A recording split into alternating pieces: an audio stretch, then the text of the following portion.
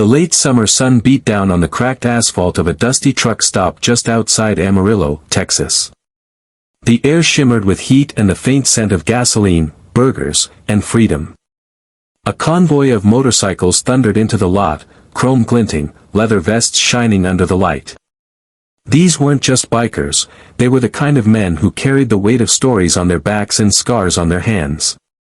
They parked near the old diner, laughing loudly, swapping stories of open roads and broken rules. But then, something caught their eye, something that made them pause mid-conversation. Across the parking lot, standing by a vending machine, was a teenage girl. She couldn't have been more than 16, maybe 17.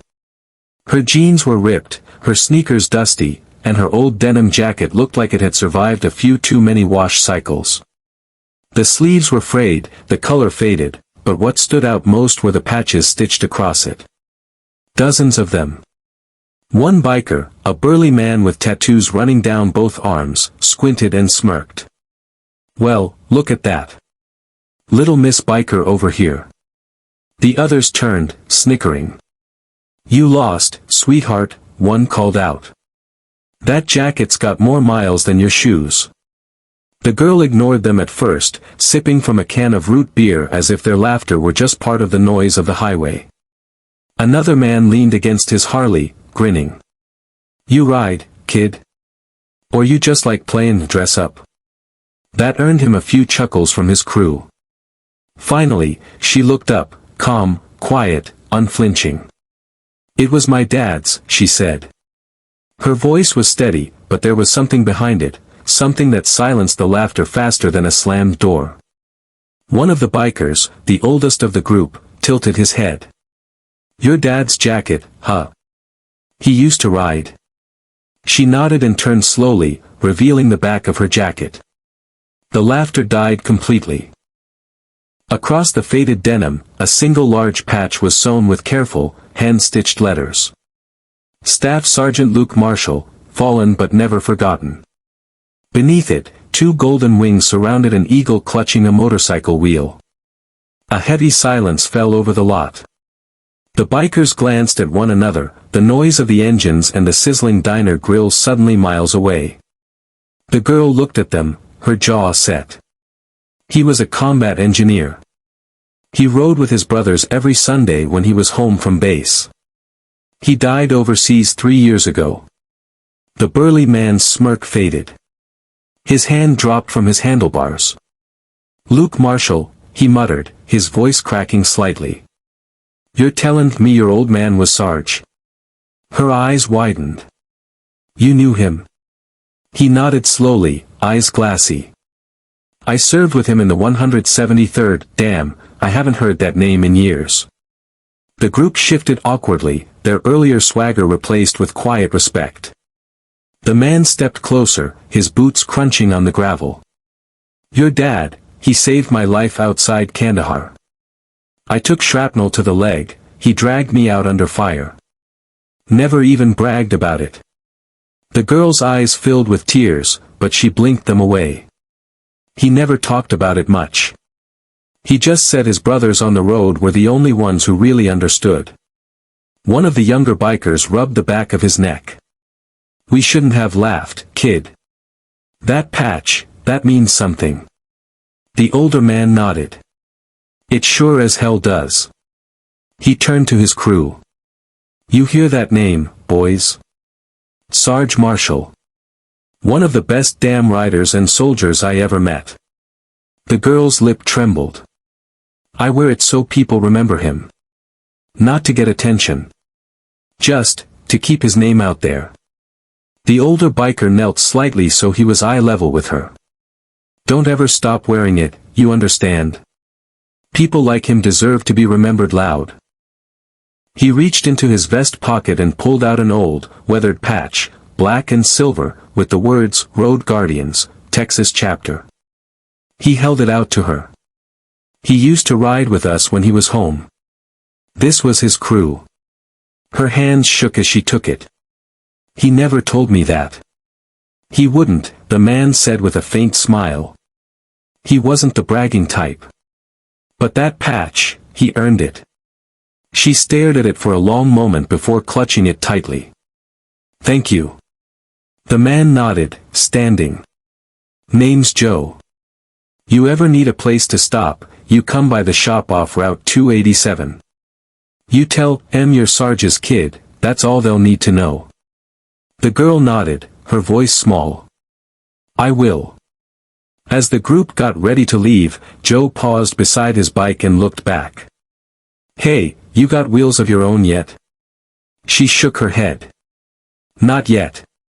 I'm saving up. Gonna fix up my dad's old Harley one day." Joe grinned faintly. "When you do, call me. We'll ride together." Just like he would have wanted. The engines roared back to life, and this time, they didn't echo with mockery, they sounded like a salute. As the bikers rolled out onto the open highway, the girl stood there in the fading light, clutching the patch against her chest. When they disappeared down the road, she whispered to herself, voice soft but steady, "I'll keep your ride alive, Dad." The wind caught her hair, carrying her words across the empty Texas plains. She didn't see it until she turned to walk back toward her truck, a folded card tucked into her backpack pocket. She unfolded it and froze. It was an invitation. Road Guardians Brotherhood Rally, honoring the fallen. And at the bottom, in Joe's rough handwriting, it read, "Bring the jacket. Your family now." The morning sun was barely up when Emily Marshall rolled her dad's old Harley out of the shed. The bike was dusty, the paint chipped in places, but to her, it was priceless. It was her father's legacy, the same Harley he used to ride down Texas backroads before deployment, the one she'd watched him polish like it was sacred. She stood there for a moment, the silence heavy.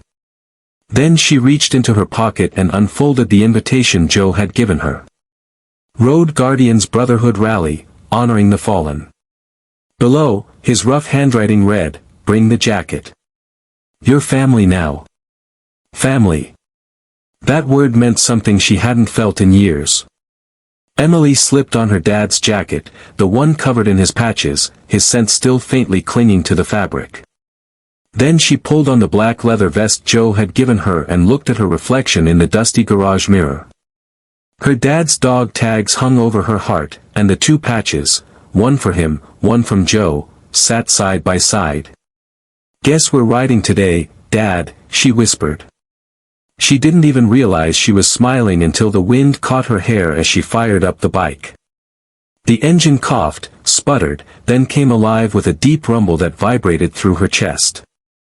By the time she hit the highway, the world opened up around her, endless flatlands, big skies, and the hum of freedom. She hadn't ridden more than a few miles in her life, but it felt natural. Like she'd been born for it. 3 hours later, she pulled into a large rest stop near Wichita Falls. Rows of motorcycles lined the parking lot, their chrome reflecting the bright Texas sun. Dozens of bikers stood around, chatting, laughing, or cleaning their bikes.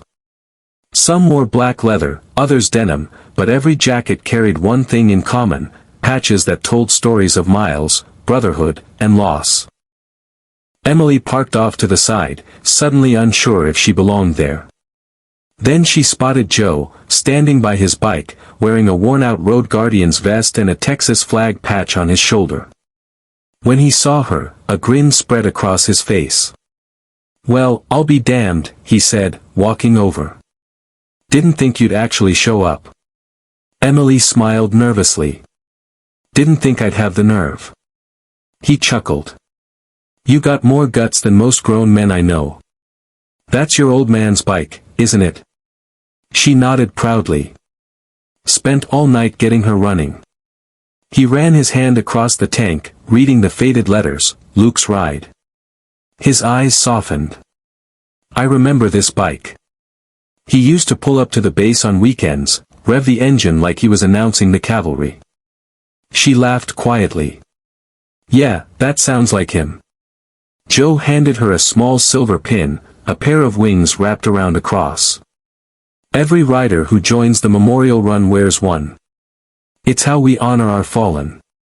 She pinned it to her vest, feeling her heartbeat beneath it. When the rally started, dozens of engines came to life in a deep, synchronized rumble. The sound was thunderous, echoing across the open plains. Emily followed Joe's lead, merging into the convoy. Her heart pounded with every mile. The wind whipped through her hair, the roar of the Harleys surrounding her like a living wave. For the first few miles, her nerves buzzed with fear. One wrong move could send her tumbling. But then she remembered her father's voice, deep and calm, like it always was before he left for deployment. "Keep your eyes on the road, kiddo.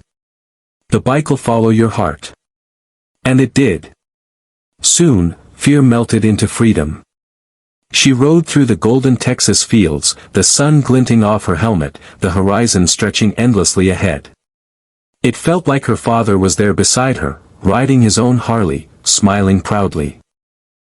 When the convoy reached the memorial site, a quiet clearing near an old veterans park, everyone parked and formed a wide circle.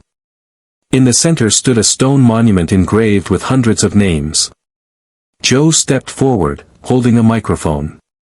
"Every year," he began, "we ride for the ones who never made it home, for the brothers and sisters who gave everything. Today, we've got a new rider among us. Some of y'all knew her old man, Staff Sergeant Luke Marshall, better known to us as Sarge." A murmur ran through the crowd. Heads nodded. Some bikers pressed their hands over their hearts. Joe gestured to Emily. "Sarge's daughter's here today, riding his bike, wearing his colors. I think he'd be damn proud to see her." Applause erupted, loud and raw. Emily blinked rapidly, her throat tight. She stepped forward, clutching her dad's dog tags. "My dad taught me that bravery isn't about fighting battles, it's about carrying on when it hurts. I didn't understand that until now. But today, I get it. Thank you all for remembering him." There were no dry eyes in the crowd. One by one, bikers stepped forward to add tokens to the base of the memorial, bandanas, photos, badges. Emily reached into her pocket and placed her father's old keychain, the one that said, "Ride safe, kiddo," right at the center. After a moment of silence, Joe revved his engine once, and the others followed. The thunder of the bikes roared like a salute, echoing through the Texas wind. As the engines quieted, Joe leaned close to her.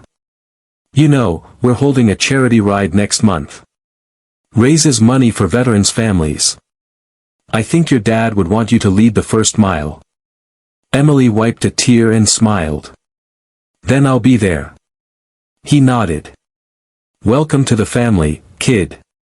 That night, long after the last engine faded into the dark, Emily sat beside her dad's bike under a blanket of Texas stars. The leather vest rested across her knees, the patches glimmering softly in the moonlight. For the first time in years, she didn't feel alone. The road had given her something she didn't expect, not just connection, but healing. She looked up at the sky and whispered, "We rode together today, Dad. Just like you promised." And in the quiet hum of the cooling engine, she swore she heard him whisper back, "Proud of you, kiddo."